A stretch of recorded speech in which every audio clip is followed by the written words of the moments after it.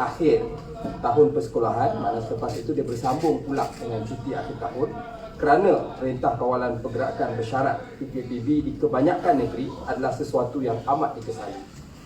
Ia seperti juga penangguhan peperiksaan SPM, SVM, STAM dan STPM ya, sehingga Februari ataupun Mac 2021. Pendidikan pelajar di Malaysia terganggu kerana kurangnya perancangan jangka masa panjang daripada Kementerian Pendidikan. Bila mula-mula COVID melanda, kita faham waktu itu tidak ada orang di dunia ini yang saya ingat bersedia dengan COVID. Tetapi selepas itu, ini adalah selepas second ataupun third wave, dan kita berhadapan dengan situasi sama, kekurang sediaan kementerian. Bagi saya itu satu perkara yang amat dikesali. Soalan penting yang telah ditanyakan oleh beberapa pihak berkenaan, sama ada PKPB yang dilaksanakan di seluruh negara diperlukan kerana tidak semua negeri yang terlibat mengalami peningkatan besar kes baru. Keputusan untuk menutup sekolah walaupun di negeri yang masih bawah Perintah Kawalan Pemulihan, Pergerakan Pemulihan ataupun PKPP seperti Kelantan, Pahang dan Perlis harus dipersoalkan. Walaupun kita berharap vaksin COVID-19 akan muncul tidak lama lagi, kita harus belajar hidup dengan norma baru buat masa ini. Adalah perlu bagi kita untuk merancang ke depan supaya dapat meneruskan kehidupan kita dengan mematuhi arahan dari segi penjarakan fizikal dan kebersihan diri. Namun, tidak adil memberikan tanggungjawab ini hanya kepada rakyat. Mereka harus dibimbing, dilindungi dan dibantu dengan dasar yang pintar dan kepimpinan yang tegas, termasuklah dalam sektor pendidikan. Malangnya, hal ini tidak berlaku di bawah Kerajaan Perikatan Nasional. Apa yang telah dilakukan oleh Kementerian Pendidikan adalah menangguhkan semuanya dan meminta rakyat untuk menunggu perincian seterusnya. Pendekatan ini telah menjadi tema kepada kerajaan ini. Pendekatan yang kurang bijak dan tidak memahami penderitaan rakyat. Contohnya SPM yang kini dijadualkan pada 22 Februari 2021, manakala STPM yang dikatakan akan bermula 8 Mac 2021, dan kita doakan tidak ada gangguan lagi terhadap jadual ini. Pengambilan universiti selalunya akan berlaku pada bulan September.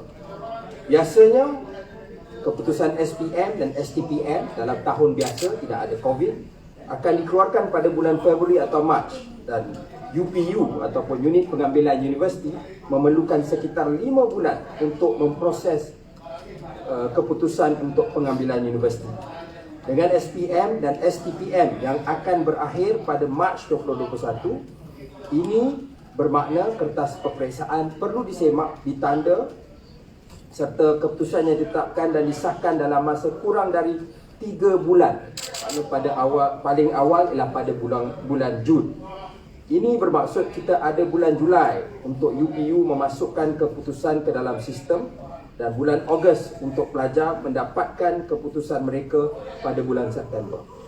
Jangan lupa, pada masa ini juga UPU akan berhadapan dengan keputusan dari pelajar matrikulasi dan asasi yang aliran lain selain daripada STPM untuk masuk ke universiti. Kerja-kerja ini tidak akan dapat dilaksanakan tanpa menggunakan teknologi baru atau inovatif untuk menyemak kertas peperiksaan, pengeluaran keputusan dan permohonan pelajar ke universiti. Ini bermakna kita tidak boleh berharap dengan teknologi sedia ada yang telah digunakan oleh UPU selama ini, tetapi kerana suasana luar biasa pada tahun hadapan, maka kita perlu menggunakan teknologi baru. Sistem semasa tidak akan dapat menanganinya, melainkan tarikh pengambilan universiti juga ditangguhkan seperti mana dilakukan terhadap peperiksaan. Saya tidak hanya ingin melakukan kritikan semata-mata. Berikut adalah beberapa penyelesaian yang harus diambil oleh kementerian untuk membantu pelajar dan guru mengatasi masalah tersebut. Kementerian harus mewujudkan satu pasukan dengan pemegang taruh, stakeholder dan pakar dari dalam dan luar kerajaan untuk membuat versi SPM dan STPM yang diperkemaskan ataupun streamline untuk berhadapan dengan norma baru. kerajaan harus membatalkan semua syarat kerja kursus untuk kumpulan STM 2020-2021. Ini batch yang special ya, maknanya dia masuk pada tahun 2020 dan insya-Allah akan duduk untuk STM pada tahun depan, awal tahun depan. Dan juga batch STM 2021 Form 4 sekarang yang akan masuk ke tingkatan 5 pada tahun depan, kecuali untuk mata pelajaran praktikal yang sangat penting seperti mata pelajaran vocational. Sebab kerja kursus bagi mata pelajaran vocational adalah satu perkara yang asas ataupun fundamental. Ketiga ialah mengenal pasti bahagian kurikulum mana yang harus diajar secara bersemuka dan yang mana boleh dilakukan secara dalam talian. Kita dah lalu PKP ni sejak bulan 3. Kita tutup sepenuhnya, kemudian buka separa, sekolah bermula semula. Tetapi bila sekolah ditutup semula, masih lagi tidak bersedia untuk berhadapan dengan gelombang kedua dan ketiga. Penciptaan kandungan untuk pengajaran dan pembelajaran dalam talian harus mempunyai perancangan. BTP ataupun bahagian teknologi pendidikan boleh membantu, dan subjek yang boleh dinilai atau mampu diadakan peperiksaan dalam talian perlu diputuskan. Ini adalah masa yang paling tepat sebab kita berhadapan dengan suasana COVID, tetapi ia juga boleh membantu untuk meningkatkan teknologi untuk peperiksaan di masa akan datang. Keempat, kerajaan wajib membekukan pertukaran semua pegawai peperiksaan di kementerian, terutamanya Lembaga Peperiksaan Malaysia, Majlis Peperiksaan Malaysia dan di peringkat pendidikan negeri sehingga kedua-dua SPM dan STPM 2020 dan 2021 ini telah selesai. Kelima, jemaah nazir harus bekerjasama dengan sekolah untuk membantu mengatur kelas atau bahkan pergi ke lapangan dan mengajar, tentu sahaja dengan mematuhi semua SOP. Kita juga boleh merekrut guru sementara untuk membantu pelajar sepenuh masa dengan pembelajaran secara fizikal atau dalam talian.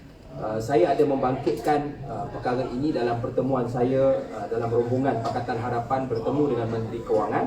Keperluan mengambil guru-guru sementara ataupun guru interim yang lebih ramai kerana keperluan yang mendesak pada ketika ini. Perkongsian juga boleh dilakukan dengan syarikat dan teknologi swasta untuk penyelesaian teknologi serta inovasi dalam pembelajaran dapat dipercepatkan untuk membantu guru dan pelajar. Keenam, sistem UPU perlu dikemas kini untuk memendekkan masa yang diperlukan untuk memproses aplikasi dan memastikan bahawa ia dapat menangani puluhan ribu pengunjung dalam satu-satu masa. Kita boleh lihat pengalaman negara lain. Contoh terbaik ialah di United Kingdom. Apabila COVID memaksa penilaian sistem A-level ditukar dan kemudian wujud banyak kekeliruan sehingga menimbulkan masalah kepada pelajar-pelajar di sana. Jadi kita sepatutnya dengan ada sedikit masa yang lebih di negara kita guna untuk belajar daripada pengalaman negara-negara lain. Ketujuh, kita juga harus menyedari bahawa kumpulan pelajar sekolah sekarang adalah anggota termuda dari generasi COVID. Generasi COVID ni apa? Ialah generasi anak muda yang terjejas sebab COVID. Peluang pendidikan mereka terjejas, option pekerjaan mereka juga terjejas.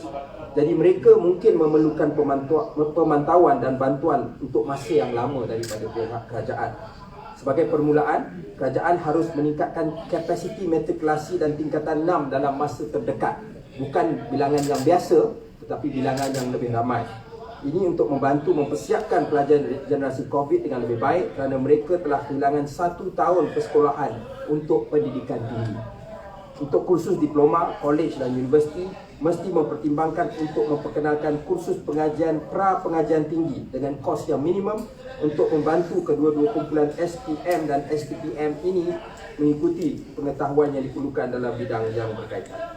Saya sangat berharap Kementerian Pendidikan mempertimbangkan langkah-langkah ini dan ini bagi saya melangkaui politik kerana ia melibatkan masa depan sebahagian besar anak muda kita, justru masa depan tanah air kita yang menjadi taruhan. Tambah apa? Masalah kita dalam untuk mempercepatkan sistem SPM, STPM supaya jangan terganggu, ia rata-ratanya adalah kerana apabila belajar di rumah, akses kepada online ataupun akses kepada internet ini memang memberi kesan ya. Jadi mereka kalau cikgu ada buat tu, and then kadang-kadang mereka hanya berharapkan telefon daripada ibu dan bapa mereka. Bila bapa pergi bekerja bawa phone ni, jadi dia akan maknanya menghadapi masalah. Jadi adakah kajian telah dibuat?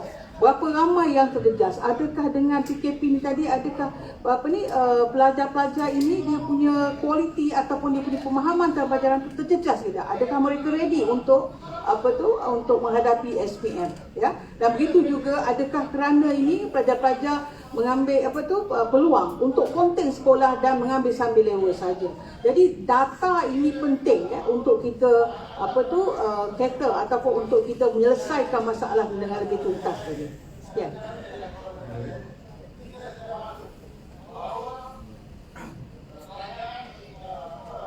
Terima kasih. Saya memberi sedikit pandangan berkaitan dengan isu pendidikan. Saya rasa Kerajaan Perikatan Nasional ni tidak ada satu pelan ataupun ala tuju macam mana untuk mengatasi masalah pandemik ini dari segi pendidikan juga. Contoh, kalau saya nak bagi contoh, kita boleh boleh tengok kepada negara-negara luar, permainan sukan, bola sepak, BPL, English Premier League, dia orang boleh sambung permainan tersebut. Kenapa Malaysia gagal untuk buat satu perkara begitu? Di negara lain mereka tidak memberi ruang kepada penyokong untuk masuk stadium, walaupun perlawanan itu berterus, and they put it on TV so that people can watch. Tapi di Malaysia, permainan bola sepak adalah antara show yang paling popular, dapat sambutan yang sangat baik dari segi penonton. Tapi kerajaan gagal untuk meneruskan permainan bola sepak ni sebab tidak tahu SOP untuk tentukan permainan tersebut. Dan juga kepada higher education, banyak aduan yang saya terima di mana sekarang classes semua online, tapi fee college ataupun universiti hampir sama. Kerajaan perlu memantau perkara-perkara ini, sebab kalau saya tak pergi college, so tuition fee itu perlu diturunkan, sebab sekarang semua online. Tapi ada college-college swasta yang berterusan dengan fee yang sama. Saya rasa kerajaan perlu memantau dengan segera, sebab ada juga yang membayar fee walaupun exam dia pun telah pun postpone. So these are the things the government should look into. Thank you. Okay, ada soalan? Okay, kalau tak ada, kenyataan media ada dengan pegawai saya akan diletakkan dalam bahasa Inggeris dan bahasa Melayu untuk rujukan. Terima kasih.